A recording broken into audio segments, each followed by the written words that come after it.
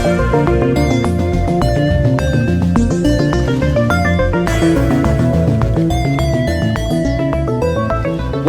to this podcast. I'm your host, Zach Schwartz, and we got a little bit of a special type of episode today. We're going to have 4 or 5 different people join me to talk about some college football programs that are in transition.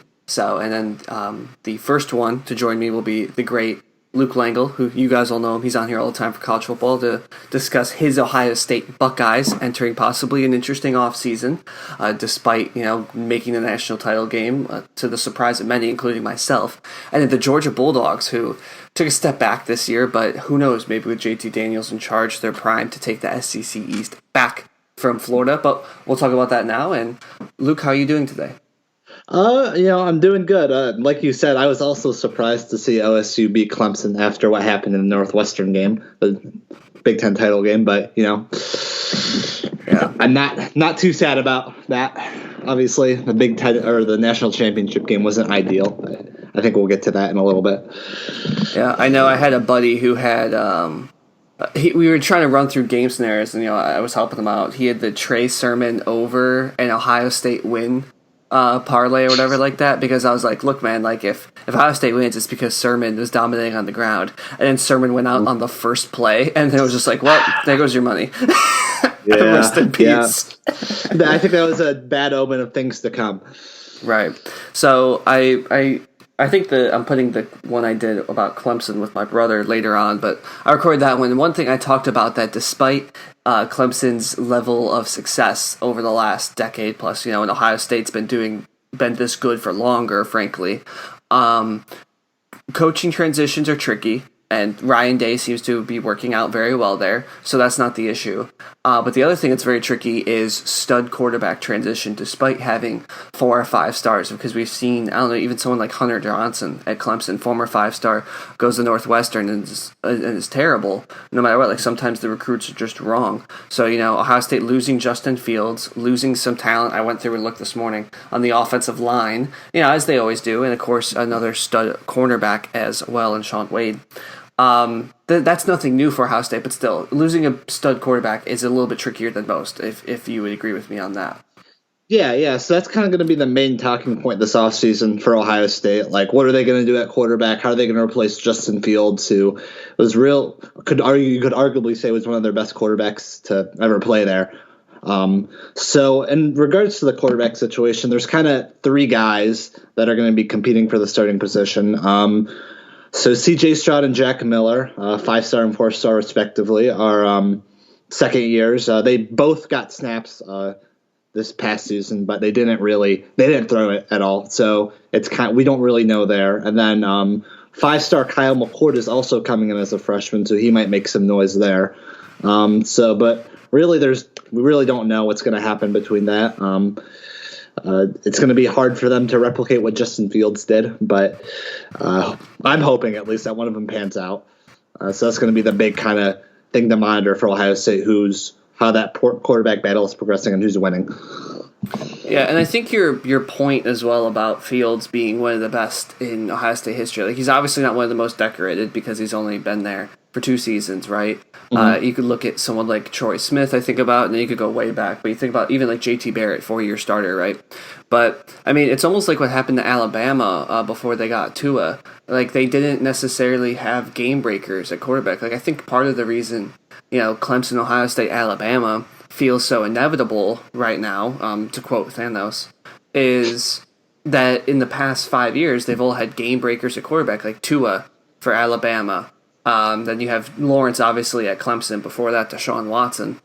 And then at Ohio State, you have obviously Justin Fields, or had Justin Fields, where the previous years it was Haskins, it was people like Braxton Miller, it was people like JT Barrett, who honestly was great, solid quarterback, but he had a couple stinker games, as you I'm sure are aware of. So I don't do you see? Obviously, like you said, we haven't seen a lot of it, but do you think that now it's just going to be Ohio State getting absolute murderers at quarterback like that now in the Fields mold? With the way Ryan Day recruits and the way he develops quarterbacks, I would not be surprised if that were the case. And to kind of go look a little farther into the future, in 2022, you might remember what happened. I don't know, it's a couple weeks ago, a couple months ago. They got Quinn Ewers, who's the best player in the country in 2022, flipped from Texas to Ohio State, and he's their highest recruit ever at quarterback. So, like you said, I wouldn't be surprised if they're just churning out studs. I'm hoping that's the case. Yeah, for sure. And I was just looking at your guys' schedule because I remembered you guys were supposed to play Oregon this year in Eugene, and that would have been an interesting game. Obviously, with Fields going in there, you would expect him to play pretty well in that environment. But, of course, now the home and home now is Oregon in week 2 at home for you guys. So I guess that might play out differently, obviously, being at the Horseshoe rather than in Eugene, one of the toughest places to play in the country. Mm-hmm. Yeah, that'll definitely be a challenge. Oregon, in their own right, is going to have an interesting offseason. So we'll see what happens there. But I guess I'll kind of go over an overview of everything else in Ohio State, like besides quarterback, because there are some other things to know.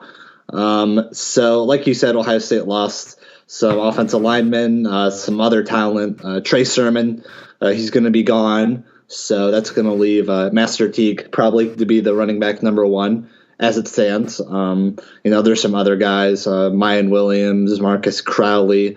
They could take some snaps from him. Travion Henderson, a very talented freshman coming in. He could push for some snaps as well. So there's that. And then wide receiver wise, Chris Olave, he announced that he's coming back, which is huge. He was probably our best receiver, definitely top 2. Him and Garrett Wilson. I don't know if there's a better duo in the country.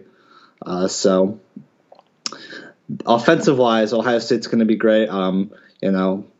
Like we mentioned a couple times, offensive line, they're losing some talent, but they have people.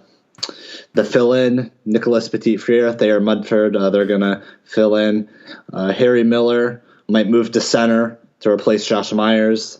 So offensive line, there's definitely talent there.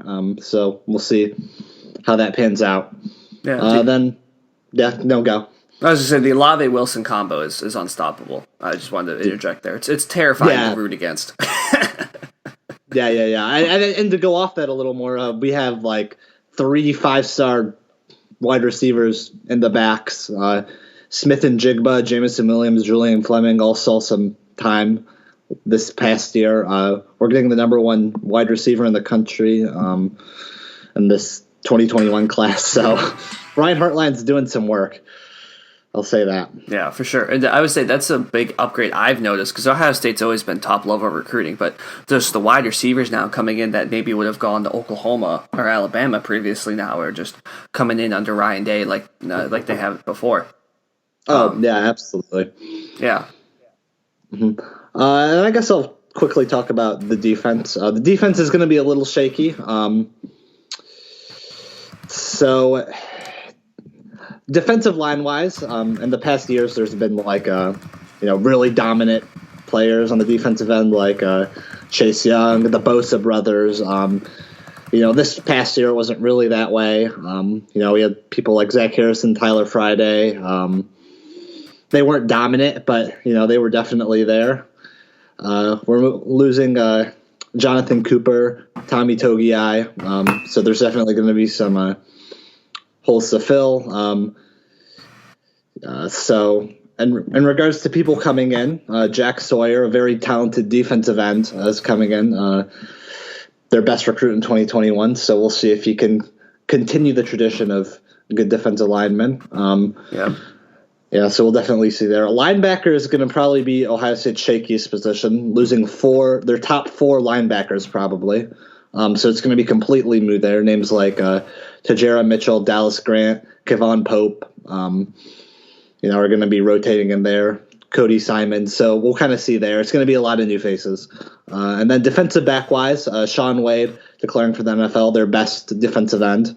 Kind of had a disappointing season by his standards, but still a very talented player. So the likes of Cam Brown and Sevin Banks are probably going to fill in. And then Marcus Williamson are going to be filling in at safety. Yeah. So I got you. Yeah. So, overall, with all of that, with that great overview of Ohio State, and I don't have that much to add to that there because you're the expert on it all.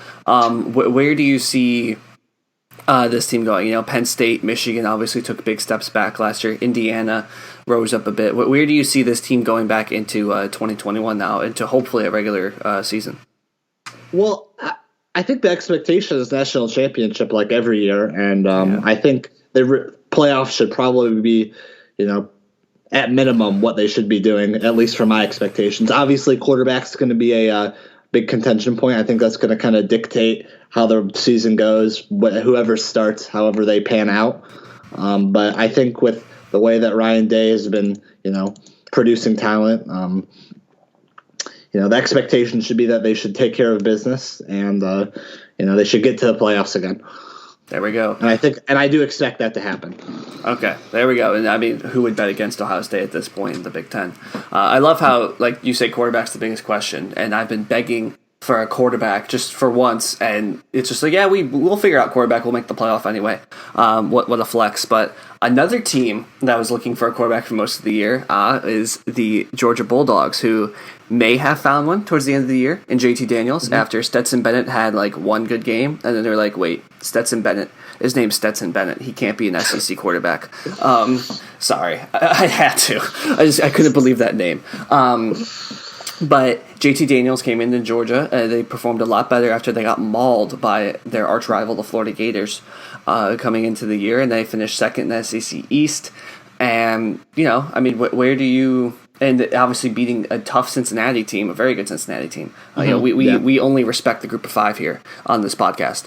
Absolutely. Where, like, Georgia for the past couple of years, right, has been building and building and building to, they've been in the playoffs multiple times, but to that national title point, right, they just couldn't get past Alabama literally by a touchdown or so multiple years. And that last year they take a step back. Where are you with Georgia right now, possibly with JT Daniels? What's your Daniels opinion and their chances for the SEC East now? Well, so what I think in my rage of Ohio State getting mauled by Alabama, I kind of shifted to Georgia because I was hoping, like, I was kind of mad that some SEC teams didn't take care of them earlier because I didn't want to play Alabama, but that's never going to happen. That hasn't happened. But so I think the big thing with Georgia and a lot of these SEC teams is the quarterback position, and I'm a very big component. I think that the quarterback position is easily the most important position in college and NFL right now. Going back to the Florida-Alabama game last year, the national title game, Florida was able to keep track with Alabama. I mean, it wasn't as close as the score suggested, but because they had a good quarterback, they were able to keep pace with Alabama, and that's kind of how college football is transitioning. And I think with JT Daniels, with how good he looked, I think they could definitely make a run at Alabama in this next year. But even past that, they just signed a really talented quarterback, Brock Vandegrift, in 2021. Someone who could carry that quarterback torch, be an elite quarterback. Gunnar Stockton in 2022. So I think that because in past years they haven't had great quarterbacks, and they've had good defenses, good running games, and they've certainly been good. But I think that quarterback is what they've been missing, and I think that could carry them far with the talent they have coming in the next couple of years. Yeah, and you mentioned too, Georgia's been so close, and that was with Jake Fromm, who just based on watching at USC and watching some of Georgia this year, I mean, JT Daniels is more talented than Jake Fromm. So to me, if Alabama is experiencing a quarterback transition, as I'll talk about later when talk about Alabama with Lucas, that like it's possible like that there is an issue again with that possibly, and obviously Florida's losing Kyle Trask as well. So the season sets up nicely for Georgia for a rebound season. I'm looking at their schedule, and they have one giant non-conference game, I'm going to say, but their road schedule in the SEC is Vanderbilt and Auburn, who is his first season. The neutral game against Florida, at Tennessee, who's a dumpster fire, and that we will get to later with somebody else, and then at Georgia Tech. That's their away schedule. They don't get Bama, they don't get A&M, they don't have even LSU, who could be rebounding, but they do have one team. Week 1. Can you believe Georgia's playing Clemson in a non-conference game? That's gonna be a fun game. When's the last time we've had that? I don't even know. That's I guess gonna be fun, though. I guess it would be OSU Oklahoma. Now that I'm thinking about it, like two genuine playoff contenders. Oh, It yeah, would be yeah, OSU yeah. Oklahoma back to back. Wow. That just stunned me. So I guess we're going to find out really early about JT Daniels, and then I can't pronounce his name, but Clemson's new 5-star quarterback as well. I forgot that game was occurring. Oh, DJ man. Uyunglele, I think that's how you pronounce it. Yeah. Dang, only 8 months away. I'm excited. Anyway, so coming close to time here, but so what's your big picture look you think for Georgia? Obviously, there's a lot to still sort out with grad transfers and stuff like that for the season, but I mean, do you think that they're the favorite for the SEC East? And looking at and how close, if you just want to throw out the number of points, are the closer they to Alabama in your mind right now? Before we see anything, and I don't even want to say that they're. I want to think they're close, because Alabama is going through a transition, but it's another 5-star quarterback, and I know he's going to be good. And even if he's not good, the problem is, like, because Mac Jones wasn't like the most spectacular quarterback you've ever seen, but they're still Alabama. And I think I really won't know until they play Clemson how good they are. So I don't even want to say. I don't know. I feel like the safe number is something like 10 points. We're like, you made it in the game for 3 quarters. And that's just having no clue at how good Bryce Young is at quarterback for Alabama. That's just how it is. I think that's fair. So, well, Luke, thank you for joining me on this. I'm sure we'll be doing a lot of off-season content coming up with college, because, I mean, I just got so excited about that Georgia-Clemson game. So I'm already ready for a normal college football season to be back. But thank you, my friend, and I hope the Buckeyes don't do well, as always. Yep. It's always a pleasure. It's always a pleasure. And now, joining me to talk about Tennessee and UCF is someone very uniquely positioned to discuss these things, as she is a fan of both schools. She's a UCF senior like myself. It is the great Laura Green joining me today. Laura, how are you? I'm alive. Is that your whole view of this college football offseason? Yes, 100%. Okay, so do you want to start talking about UCF, I assume, first? Yeah, let's do UCF. All right, so UCF has had a great run, and a most successful period of the 4 years. The past 4 years, as people know. Yes. Some people probably are a little bit annoyed at us. We don't really care. Yes. 100% support it. Josh Heupel had a bit of a downturn these last 2 years at the university, and I think there's a lot more under the surface that we've heard and that we don't necessarily want to share. But, I mean, let's just put it this way. A lot of UCF people are not sad he is gone. No, I think there were celebrations, to put it lightly. Yes, there were. There certainly were. So now Danny White has gone to Tennessee. Yes. Our former athletic director. Yes. And as has the head coach, Josh Heupel, joining him in the rare double head coach AD swap after Tennessee had issues with recruiting, which we will get into later on. Which makes no sense to me. Yep, we'll get into the Tennessee side of things in a second here, but for the UCF side, they have hired the AD. It's Terry, I can't pronounce his last name. I would have to look at it, because I it. don't want to mispronounce it, but he seems like a great guy, a great AD. I think he's done a lot at Arkansas State. I think he was a great hire. I watched the press conference of his announcement the other day. His energy level, just his TikToks, his GIFs on Twitter, I think he's going to be a great addition to our program. I think he actually is going to evolve our program more than I think we expect him possibly to. I know, I've been reading on Twitter, I know some fans are a little worried that he's going to take games that may not help us in their opinion. Honestly, I think if we take some 2-for-1s or even some home for homes, we have to take them right now. We have to do what kind of FSU did with Bobby Bowden when he was the coach, of taking not the best scheduling games that kind of screw us over, like a 2-for-1, maybe with Tennessee. Yeah. That's my dream. And taking them and maybe elevating us, and then one day maybe getting into a different conference. I think that our conference could be a Power 6. I hate to say it because I don't like that talk of the Power 6 conferences, but we also, when you really look at it, we play very difficult teams within our own conference. So sure, yeah. So Terry's coming over from Arkansas State. They have first class of facilities there. He's gone through the process of hiring head coaches multiple times.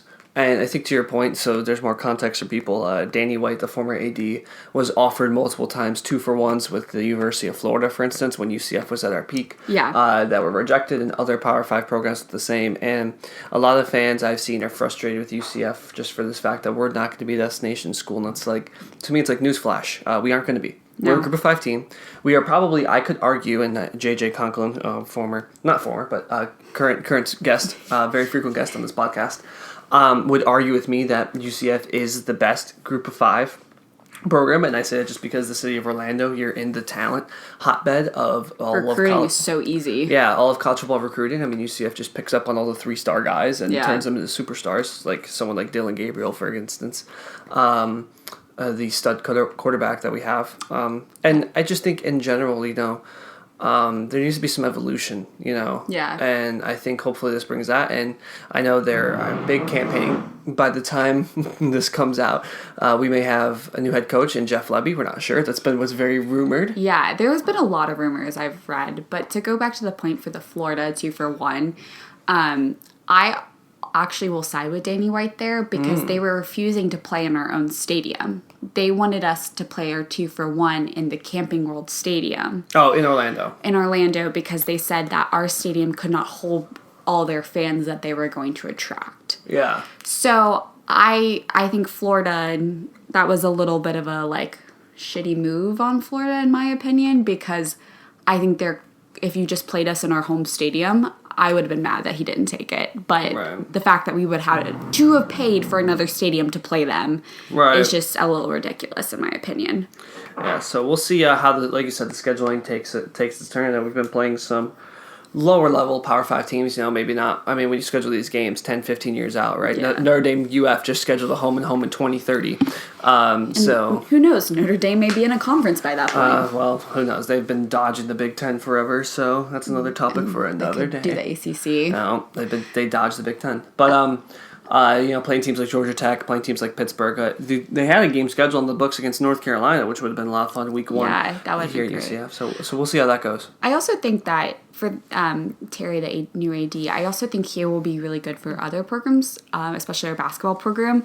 I think we have a really big winner in Coach Dawkins, and we had a pretty successful run with March Madness 2 years ago. Yeah. Yep. And I know right now we're kind of struggling, but I think that Terry won't be just a football AD, which I think that right now that's all people think that our AD is supposed to do, but I think he's going to be a really well-rounded one because we have really big stars within our own basketball, women's and men's. Sure. And we can't just be a one sports pony school. We need to be a lot more than just that. Sure. So, we're graduating. Yes. What are your expectations right now? Obviously without a coach, but Yeah. we're going to assume with the talent we have, a couple guys going to the NFL draft on the defensive end like Richie Grant. Where do you see us coming back next year with Dylan Gabriel now entering his junior season, third year as a starter, and other talent returning along the offensive line? I think we're going to be a lot better than we've been these last 2 years. I also think Heupel being gone is going to help us tremendously. I hate to say it. I was never a fan of Heupel. I think he tried to continue what Scott Frost did, but not have the Scott Frost personality with the players of that relationship with them. I mean, honestly, if you think about Mackenzie Milton, he wasn't that great until his junior ending of his sophomore year. So I see us getting into these big bowl games again, hopefully a New Year's Six bowl, hopefully. But I see us really giving, our conference, the American, as well as outside the conference, a real run for their money. And I think we're just going to keep building and then recruiting, and I think we have lots of potential. Right. I know the issue right now is that Cincinnati is almost like a just a roadblock in our conference right now. Yeah. And finally, Brady White is graduating from Memphis after his 5th year there. So finally, but Memphis is our rival. Yeah. As much as we say USF is our rival, Memphis, for me personally, is our rival. But I mean, Cincinnati looks poised to possibly. I mean, they have to play Notre Dame next year. I know JJ and I have talked about that. That would be good. Yeah. So Cincinnati probably is the favorite easily. So interesting. So 2021 schedule for us, for UCF at least, we have Boise State. Oh, that's going to be good. Next year, so that's going to be a big Group of 5 match. It looks like it's the first weekend at Louisville. Oh, that's going to be good. So ACC team there. Navy. And then it doesn't, Navy's conference, and then UConn, I don't know, 3, 6, 8. We're short one game. They haven't announced the game yet. Yeah, they're probably waiting. So, but at least that Boise State game will be a good litmus test for us because Boise State also getting a new coach after Harrison went to Auburn. So, speaking of the SEC. Yes. You grew up, your family grew up in Tennessee. Yes. So, a Tennessee Vols fan, which is very unfortunate. Yes. We started, it's a very hard life we live. Yeah. When I said that, you and I relate to each other, the Michigan, Tennessee, just the struggling blue bloods. But Tennessee's been struggling a little bit more. Yeah. Thought last year, after a hot win streak at the end of the year, Jeremy Pruitt might be one of the successful Alabama coordinators. And then he was giving money to recruits and McDonald's backs. Honestly, the most Tennessee thing I've ever heard. So, not surprised. I would like, for our sake, Tennessee basketball is fantastic. Hey, college football podcast. Focus.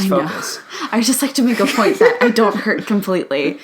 Yeah, when it was announced that Danny White was leaving UCF, I got excited. And then when I found out he was going to Tennessee, I got a little disappointed.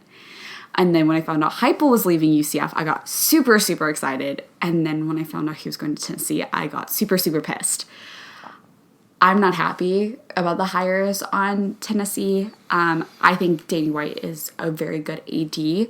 I'm not surprised that he made a lateral move. I've been waiting for him to do this. Am I surprised he went to Tennessee? Yes. Of all universities, I probably didn't think of him going there.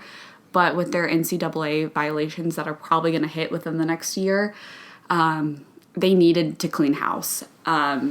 Now, do I think that Heupel was the right choice as a coach? No, not at all. I thought Heupel was going to go down to a Division II or the Sun Belt Conference. I did not think that he was SEC worthy because, we had so much talent on our teams. And the way that our players just quit for him really shows his lack of leadership to lead a team to properly win games. Yeah.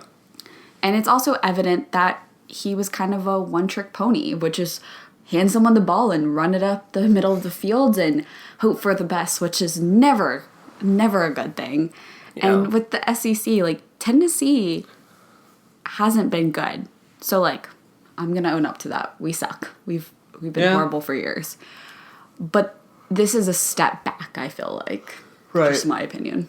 Yeah, like you mentioned, the violations, it has not been reported on what they'll be yet. Yeah. We were talking about this yesterday. I would probably expect at least a 2-year bowl ban, loss of scholarships, a fine, all that jazz. So I guess if you think about if you're Danny White, you're basically getting a clean slate as AD. Yeah. And do whatever you want, which makes sense. Maybe that's a good move for the Power 5. I wonder if, there's been coaches, and these guys have been mentioned for almost every open SEC job the past couple of years. You have someone like Billy Napier at Louisiana, who's built something really solid, a lot of connections in the South. You have someone even that he's a bit controversial because actually of his own recruiting violations at Ole Miss and such like that, but Hugh Freeze at Liberty has built something, knows a lot about the area in the SEC. So I wonder if Danny White sounded them out a bit, or if he just Gus left Malzahn, who got fired from Auburn, he had that would have been a good lateral move.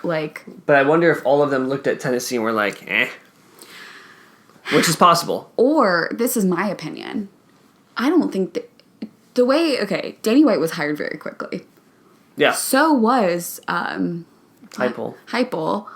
So I don't think that there was a lot of searching done on the Tennessee half. Now, I have read an article as a big Peyton Manning fan. I will trust this. That Peyton Manning asked his former quarterback coach and his longtime friend, the coach of Duke, I never remember his name. David Cutcliffe, who he would recommend and all this stuff. And Danny White's dad is actually the AD of Duke, so I understand maybe that's where some of the Danny White connection would have come in. So that makes sense.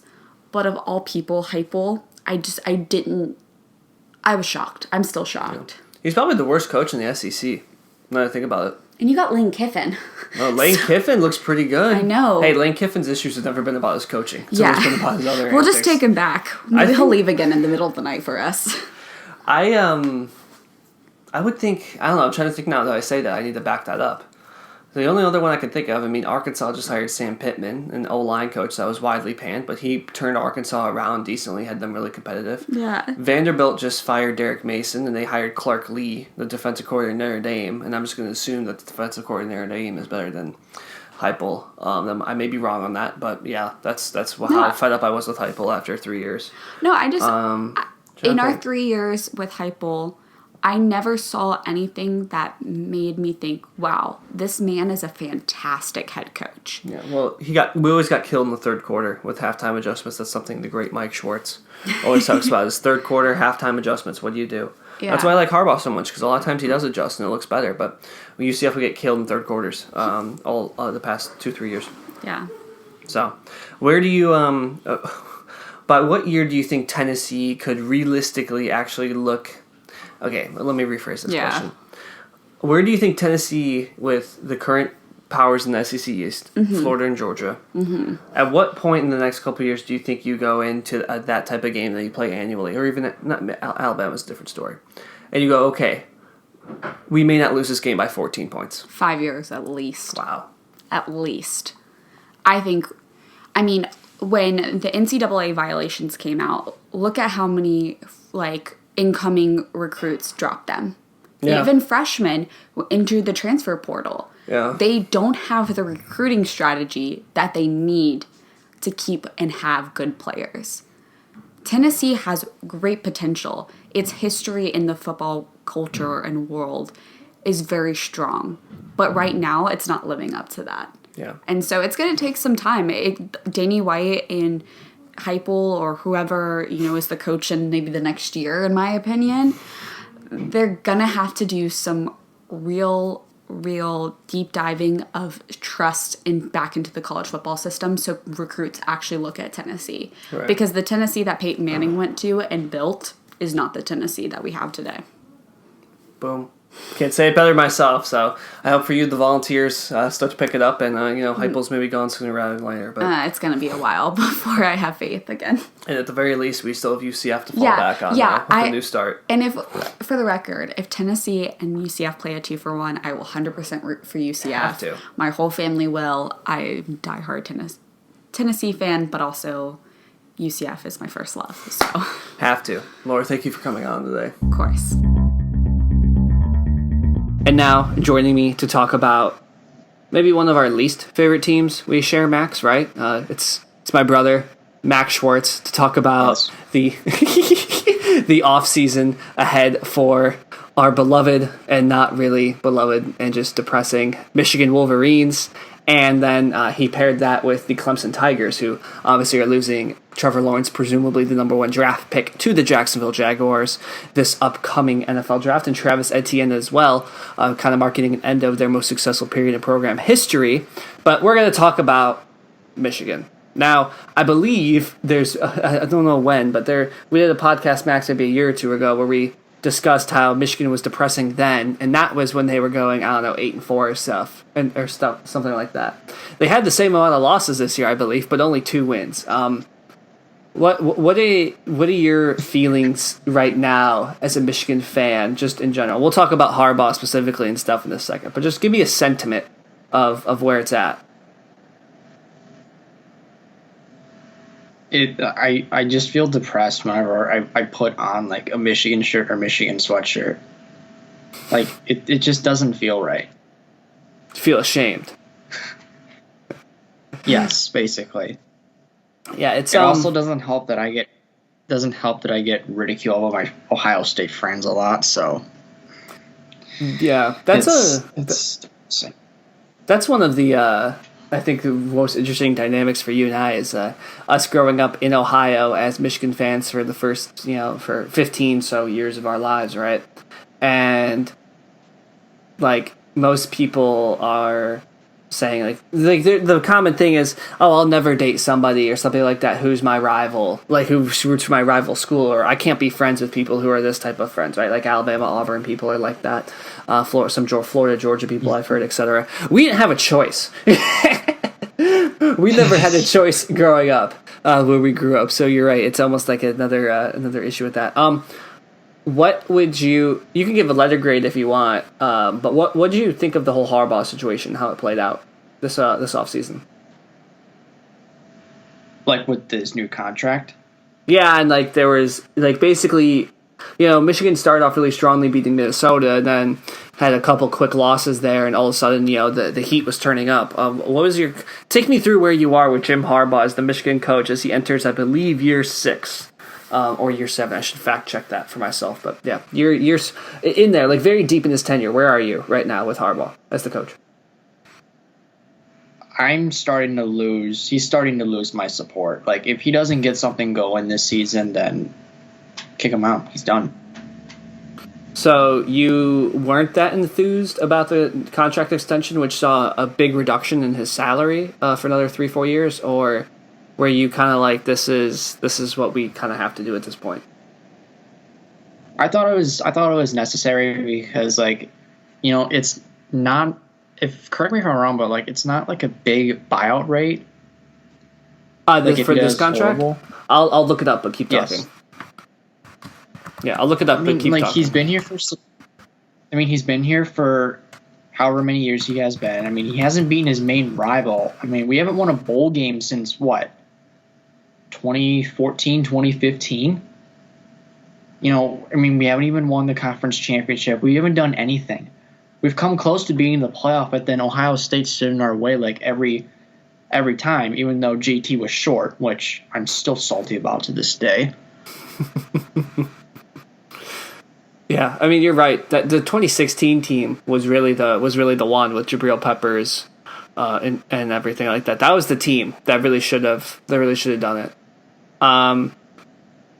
Michigan would owe Harbaugh $4 million if it fired him in 2021. A guarantee that goes down $1 million each subsequent year of the contract. Harbaugh's about to leave Michigan begins at $2 million in 2021 and drops by $500,000 until 2025. So yeah, it's not a big buyout whatsoever, as you highlight. It's not like the Gus Malzahn type deal at Auburn or Herman at Texas this past year that we saw go up. So yeah, they Michigan definitely protected themselves with that contract extension, I believe. So and. My big contention with people who want Harbaugh gone as Michigan fans is like, who's up next? Who are we going to hire next?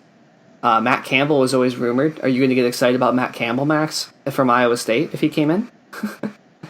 Probably not. There's Luke Fickell from Cincinnati, who would have been a great hire. He's not coming up north. I agree. No way. I agree, because he is a big OSU guy, and that is what it is, but Michigan has to accept that.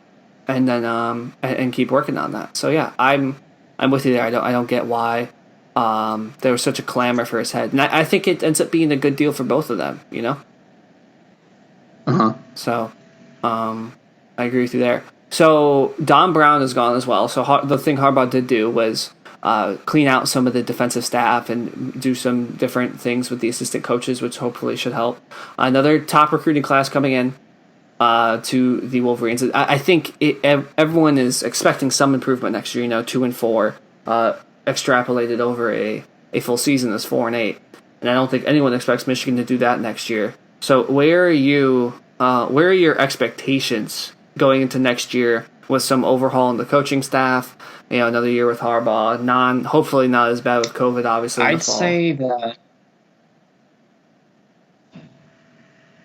I'd say that just considering the new defensive coaching staff and the recruiting class, I'd say maybe about you could get about 8 to 11 wins depending on who plays. I feel like that's reasonable. 11 wins.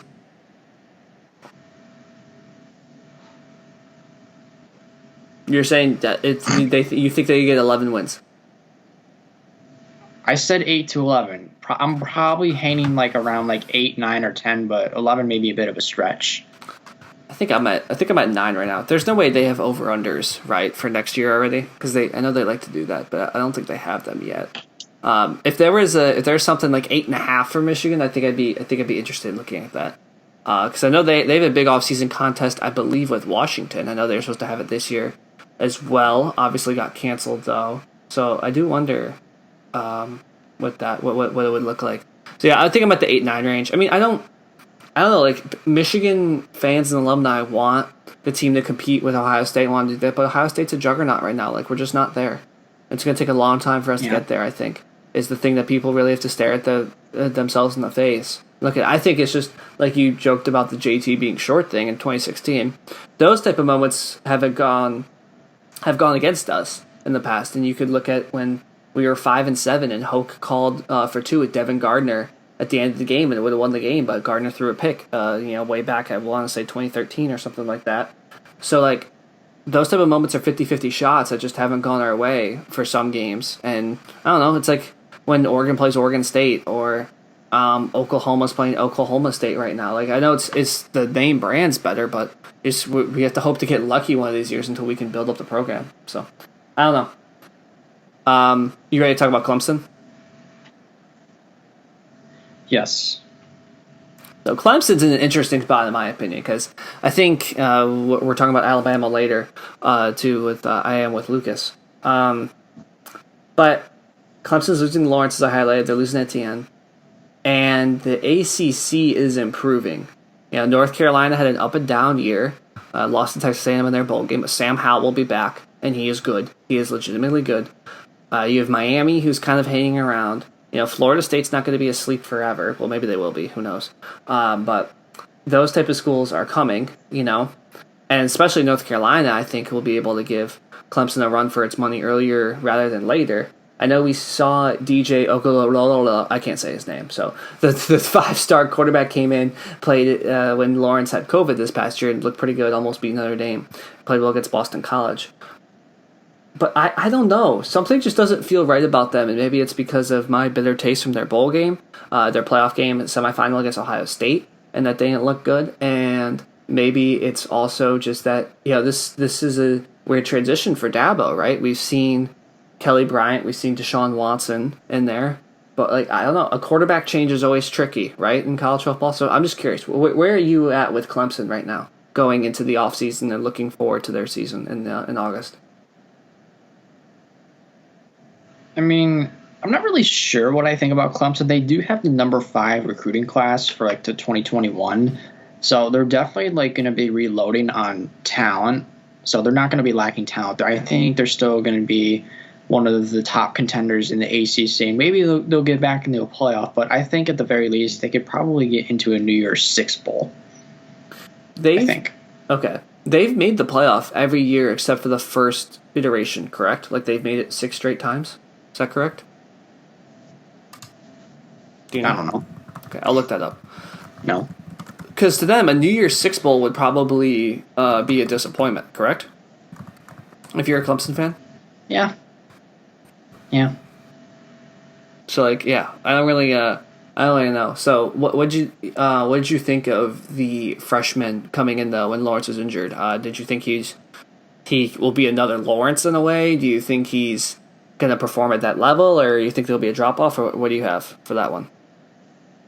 I think we may have seen flashes of what he can do. I don't think he can get back up to a Trevor Lawrence level, but he can be at a pretty good level that'll be satisfactory for NFL teams.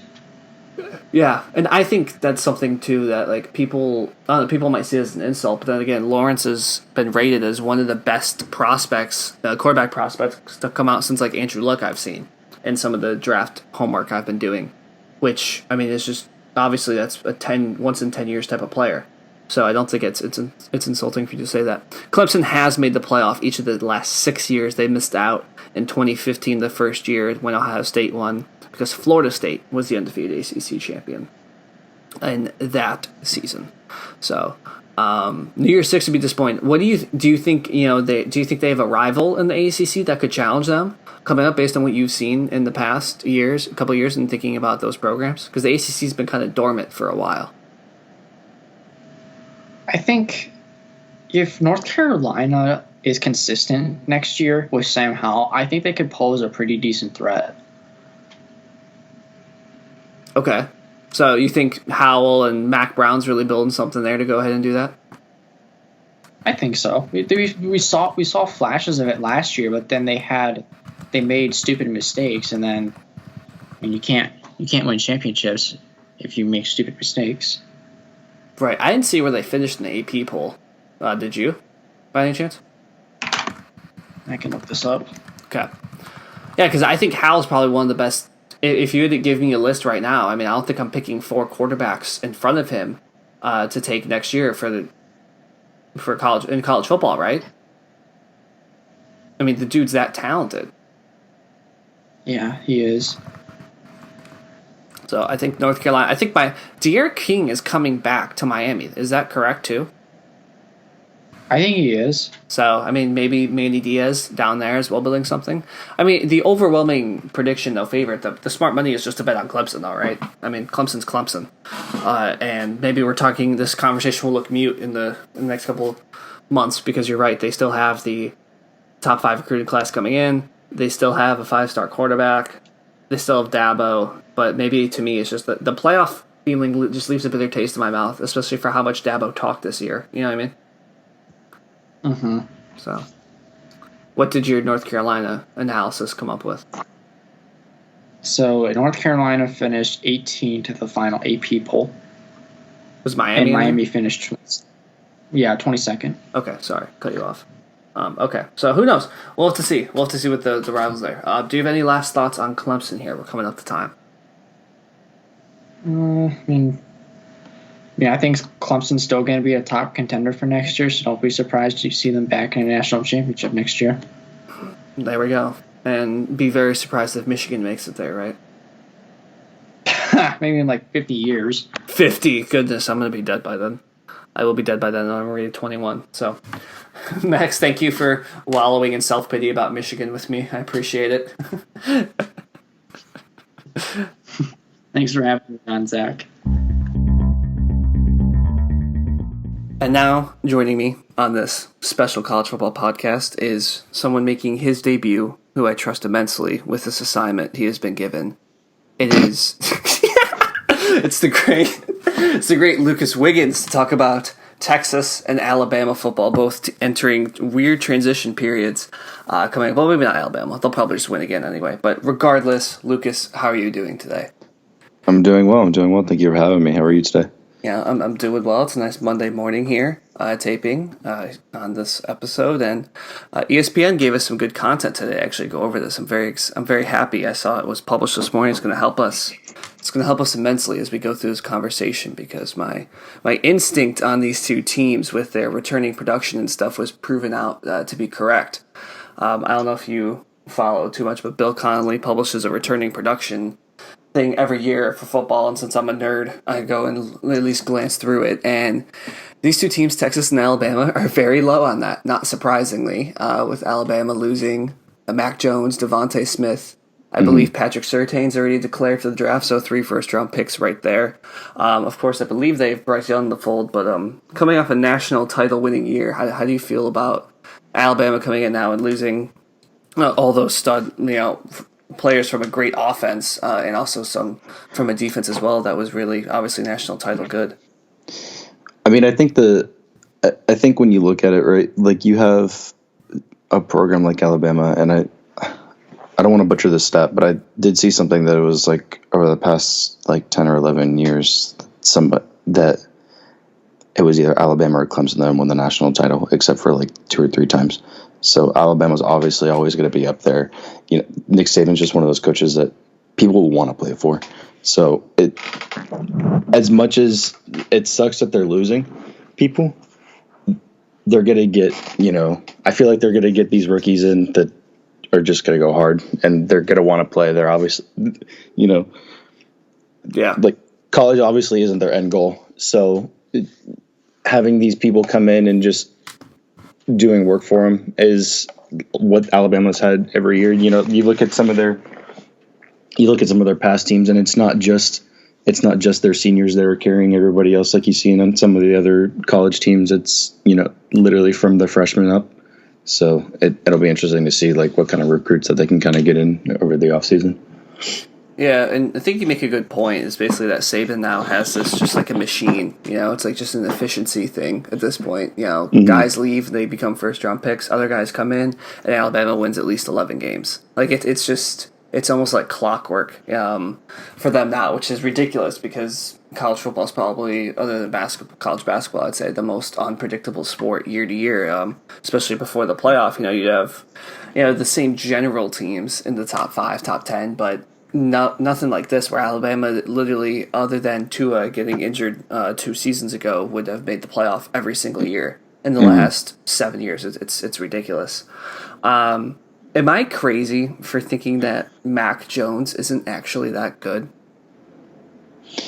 No, I think he kind of falls under that same like formula where he fits the mold, but not necessarily because he's Mac Jones. It's because he's played under Nick Saban and the Alabama program. Because watching him with Alabama, I believe he was Heisman runner-up, or he was at least a finalist. I wasn't sure about the exact rankings, obviously. Devontae Smith won the Heisman, which kind of shows my point in the sense that Alabama's just most talented wide receiver core in history. I think a lot of people have compared it to the fact that like someone like the Jaguars would rather take Alabama's wide receivers than their own for the past season. And that, like, I don't know, like with a lot of the throws, like even in the national title game against Ohio State, I'm watching and I'm just like, that guy's 30 yards open or 20 yards open. Whatever. And it appears as if Mac Jones might be a first round pick, which to me, I looked at, I'm like, I'm not going to act like I'm Todd McShay here. But I was like, I don't know about that. Well, okay, and I know we're not talking about Florida, but if you look at a quarterback like Kyle Trask, right? And mind you, I hate the Gators. So, but like you look at Trask, and I feel like he produced a lot more over the season with a lot less within the weaponry of like even like his running backs and his wide receivers and stuff like that. And it's just like, I don't know. I think it like coming out of schools like Alabama and Clemson and Texas, you kind of get that badge of honor almost. That just kind of like, yes, you are going to be a good quarterback at least in college. Right. I think the Trask. Sorry. No, go ahead. I was going to say, I think the Trask comparison is actually a great one because Trask really developed this year and, as you said, did a lot more with less for a while there until he kind of fell off at the end of the year. Yeah. And even without his top tight end, Kyle Pitts, who was the best tight end in the country this year. And I believe Trask is getting first round buzz. I need to check more into that now that Matthew Stafford's been traded about the quarterbacks. Makes me so sad. I know. Yeah, because you're as a Seahawks fan now, the Rams are scary good. Exactly. That was the only redeeming factor is that whenever the ball was in Goff's hands, it wasn't that bad. Yep. And someone texted me. It was like, is Goff going to be your quarterback? I'm like, no. No, not even close. It's the 2 first-round picks. But I will have a Matthew Stafford take on the podcast at some point. So I tried to get my dad to do it. My dad's like, "I will be of little value." I'm like, "You're a Lions fan. What do you mean? You've watched all the games." Okay, Dad. Anyway, but looking into it, it seems like there might be 6 first-round picks in terms of quarterbacks because you have Lawrence, you have Fields, you have Zach Wilson from BYU, you have. You have the kid from North Dakota State, Trey Lance. Those 4 are for sure. Then I think you have Trask and Mac Jones, who people probably talk themselves up, especially with the quarterback turnover in the NFL this year that's been happening. With Roethlisberger hasn't retired yet, but seems likely. Drew Brees is already done, as is Phillip Rivers. So It seems like there's going to be a lot of that. And as we've kind of seen in the past, if you were to go through all the NFL drafts, it's almost like how many of the first round quarterbacks are bust? 40%, 30% maybe at least. And I think Mac Jones is probably going to be that bust. One of them at least. I just don't. It's almost like I think what you said. You said was a good point that you go to Alabama, you go to school like Texas, you go to a school like that, you get more of a badge of honor, right? And it used to not be like that in Alabama because they had guys like Jake Coker and Blake Sims who could college quarterback, sure, but not Tua. Not the game breaker. And I feel like Mac is more in the Coker mindset than the Tua mindset, if that makes sense. Yeah. So, but But yeah, and I guess bringing up Texas is a good segue here, because that's who else I want to talk about, because they made a bold move. They got rid of Tom Herman when I think nobody expected them to.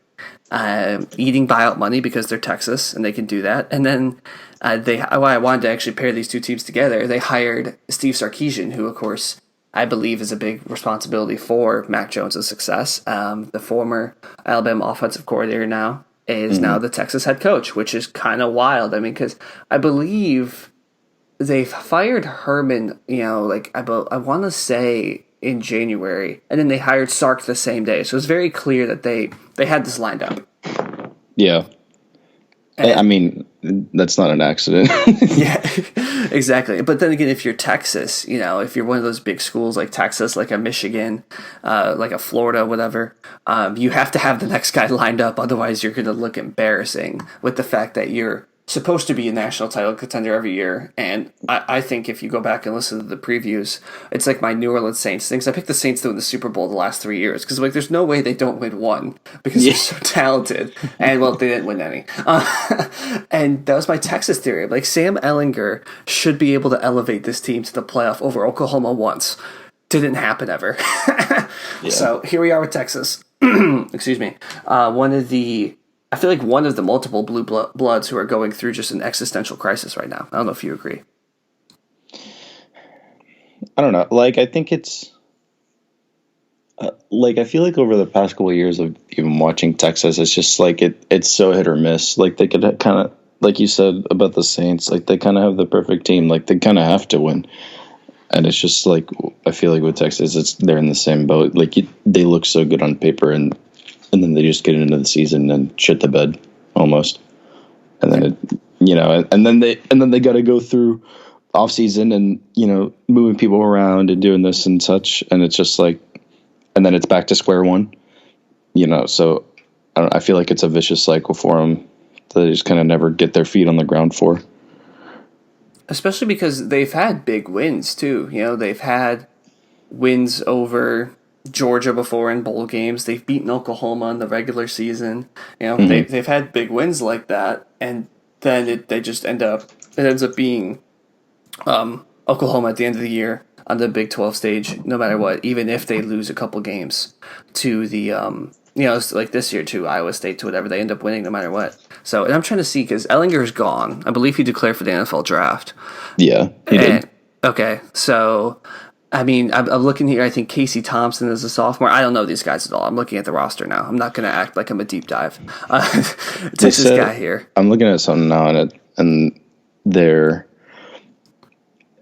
it says the 10 prospects at Texas so more than likely going into the draft. You had an offensive tackle, safety, running back, St. Alger, QB, another guard, defensive end. Like, it's like all over the field. Yeah, like they're losing people in like every area, and so I don't know. I feel like it's kind of hard to keep the game the same when, especially like I obviously don't dive much into Texas, but I have seen some stuff on Samuel Cosme, who's the offensive tackle that's going in. And he's disgusting. Mm-hmm. Like, I feel like he's a huge part of the success for that offensive line, because he's going up against some of the best defensive linemen in the league, or not in the league, but in college football, and it just doesn't matter. Like, the amount of protection that he gives is ridiculous. Yeah, exactly. And that was something that was, Ehlinger would... I remember for him especially, too, with the Texas offense, which Sark, I assume, will be fixing when he takes over. He would have games where he would be 10 for 24 for 140 and 3 touchdowns. And I'd be sitting there watching the game. I think it was the TCU game this year. I was watching. I was like, "What is happening? Like, what is this offense? Like, it doesn't make any sense, especially with him being able to be a runner." So, and then they lost that game, which was even funnier. Yes, exactly. And I think that's the Texas experience so far the last 5 years. They win random games against big teams, like I said, like Georgia earlier, and they just drop a random game to TCU in the middle of the week and the most ridiculous crap. Like, it doesn't make any sense. So, and I know Sark took over some Alabama assistants as well, which is very rare, I think, when someone leaves the Saban tree. So we'll see how he can do. And now I believe his third or fourth head coaching job after he took the USC job, and how that ended in disaster with his health issues, which I think obviously have been better. So it's just, I don't know, like, I feel like you highlighted the draft talent, which I didn't know. To me, that just sounds like then Texas is going to be punting on this year almost in a sense. Yeah. Because, I mean, Oklahoma's only going to get better with Rattler at quarterback, right? It's not like they're gonna go downhill. So I'm sorry, Texas fans. I don't know if you listen, how many of you listen to this, but that doesn't look good for you. Yeah. Do you it's looking a little bleak? Yeah. Just to wrap up here, going back to Alabama, do you think they'll be in national title contention? I know it's almost a silly question to ask, but with a new quarterback in charge, sometimes you see dynasties fall with a new quarterback. You lose a couple of assistants type thing, and all of a sudden it goes downhill.